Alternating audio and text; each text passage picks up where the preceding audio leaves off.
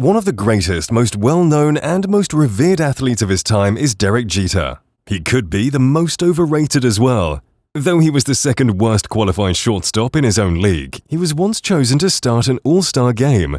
He twice ranked as baseball's second worst defensive shortstop while winning the Gold Glove. He's contributed to some of baseball's most recognizable defensive plays. Still, sadly, Derek is facing numerous call-outs for being the most overrated player of all time. But why is this happening? Welcome to today's career. Stay on as we bring you some recent information concerning Derek's career. Based on defensive stats, Derek is unquestionably the worst defensive player ever. He's commended for maintaining a pristine reputation while competing in the world's most brutal media market. He reportedly disclosed to the Yankees that he and superstar colleague Alex Rodriguez had a long-running feud that led to the trade of another teammate.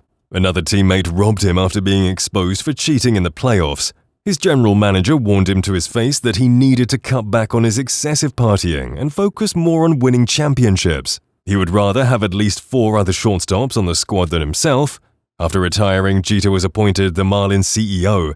He sacked previous players, fired the president, fired the mascot, and apparently even fired a scout undergoing cancer treatment.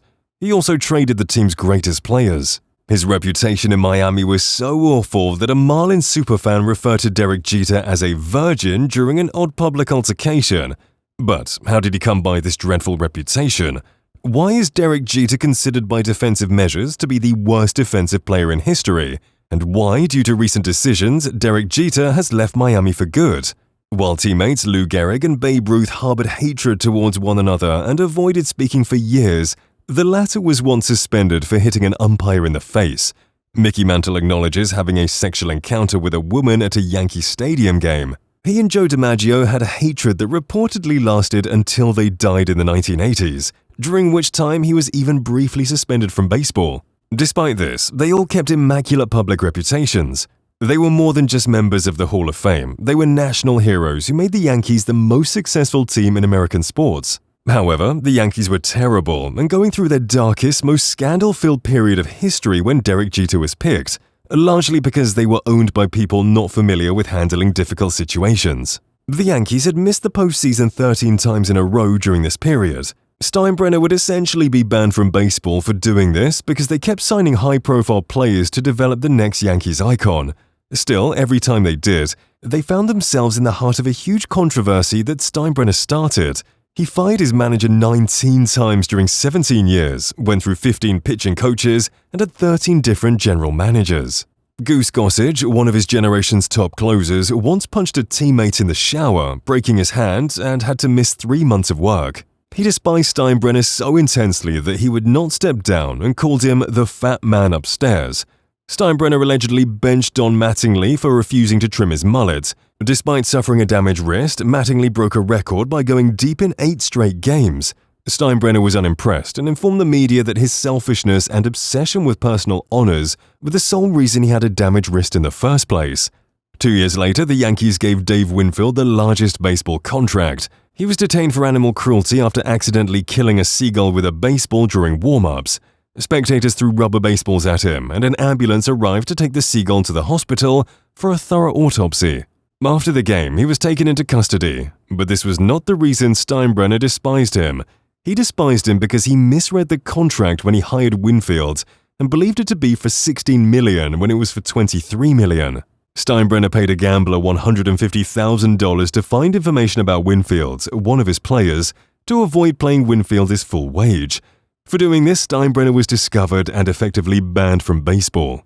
But Derek Jeter deserves a lot of ranks because he is the 6th best shortstop of all time, according to a cliché. Never once was he removed from a game, never used steroids in a time when everyone did, dated every attractive celebrity, and not one of them had anything bad to say about him. According to the New York Post, when women spent the night at Derek Jeter's apartment, he would give them a gift basket filled with personal Yankees gear and cards before leaving.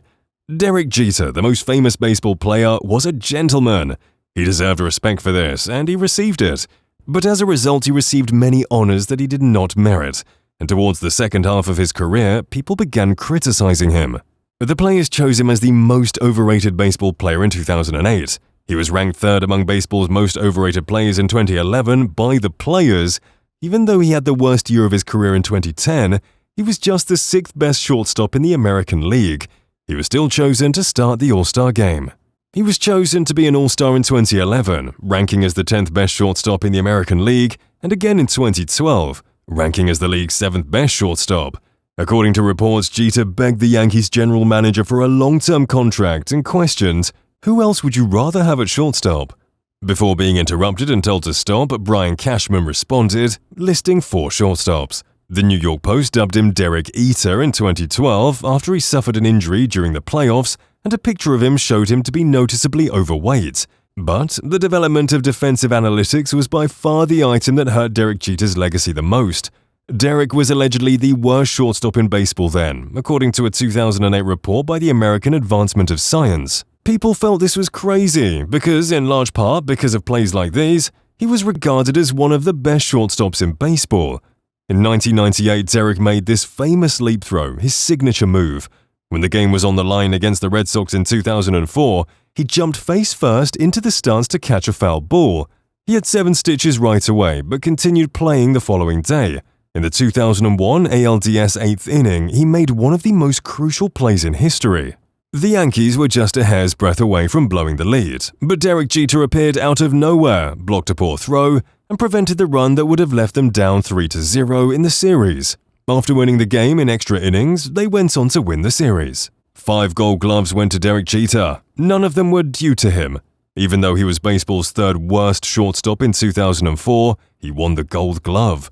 Despite being baseball's 2nd worst shortstop, he won it in 2005 and 2006 and repeated the feat in 2009 and 2010. There were 11 better shortstops throughout those years than he was. This is based on a metric termed defensive runs saved, the most precise defensive measure we know.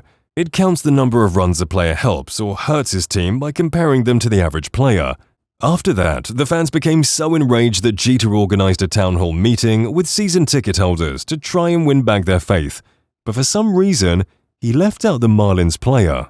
The Marlins man openly criticized the team for not inviting him to the town hall and announced that he would not renew his season tickets since the team intended to charge him $260 each game while he preferred to pay $250. Finally, the Marlins invited the Marlins man to the town hall meeting, where he introduced himself by asking Derek Jeter, "Do you know who I am?" He suggested the team hold Marlin Man Mondays throughout the season and let him throw out the opening pitch. Derek Jeter refused to ride in his Marlin-mobile when he was requested to do so and said, "I do not know how else to put it." Marlins man exited the meeting in a very displeased mood, claiming he was now a free agent and had received numerous offers from baseball teams to wear their jerseys rather than the Marlins.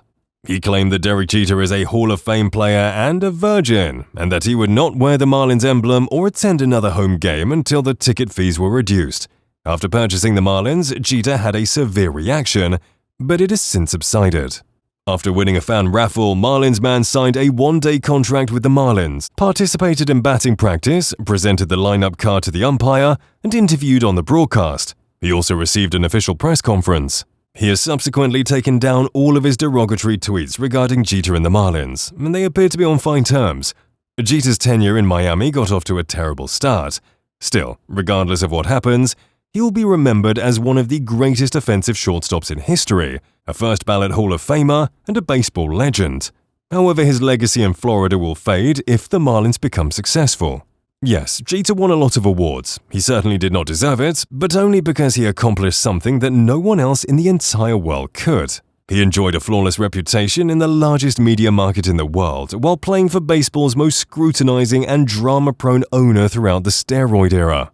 Derek Jeter avoided controversy despite all this while playing with Alex Rodriguez, making him a true great. Sadly, it also led to him becoming somewhat overrated. Please hit the comment section below and let us know what you think about this video.